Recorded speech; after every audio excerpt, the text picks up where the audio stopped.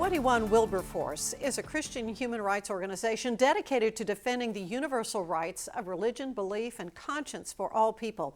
Joining me now is the president of the organization and its founder, Dr. Randall Everett.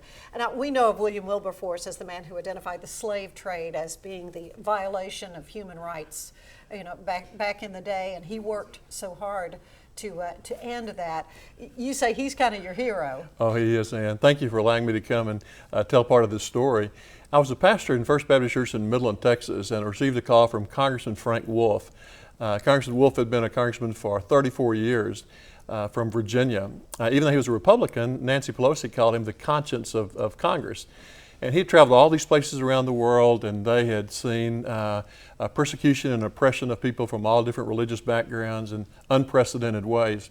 One day he called me, and I was at this really fancy restaurant in line at Chick-fil-A, and he called and he said, "This is Frank Wolf." And I said, "Like Congressman Frank Wolf?" And he said, "Yes." And he said, "Do you have time to talk?" And he began to say, "What's it going to take to wake up the church in America?" He said, "Congress is downstream from culture. We can't change culture, but the church can. And what's it going to take to get the church to stand up for the Christians who are being persecuted around the world?" So that was the conversation that really began to trigger our thoughts that we needed to start 21 Wilberforce. As a pastor, you were able to travel to many, many countries over the years of your ministry, in churches. What did you see firsthand? Well, we saw just horrific situations. We've been to the Middle East, we've been to Asia Pacific, we've been in Africa, and we saw so many people who, not only Christians, but other faith groups as well.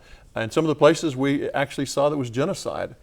Right after we started 21 Wilberforce, Congressman Wolf, who left Congress and joined our staff, said, if we're going to stand up for the persecuted, we need to go to Iraq.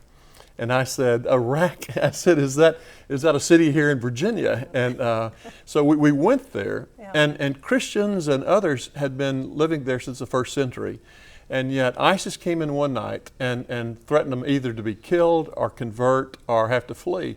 And so over 100,000 predominantly Christians in the Nineveh Plains and Yazidis up in Mount Sinjar, they were driven from their homes. And so we went there just a few months later.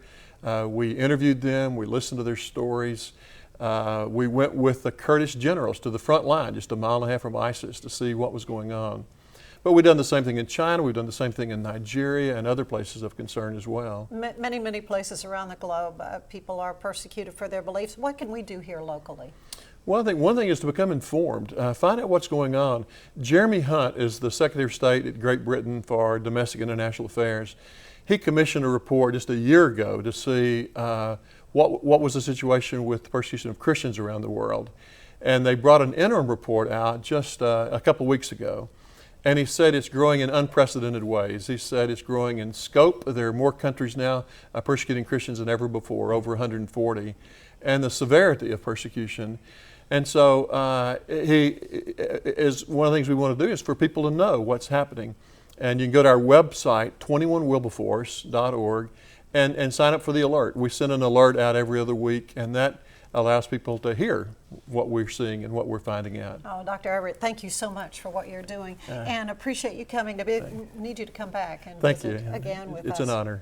When we come back, it's St. Jude Dream Home giveaway time. We have the telephone banks manned, and we're ready to take your reservation to win. Stay with us.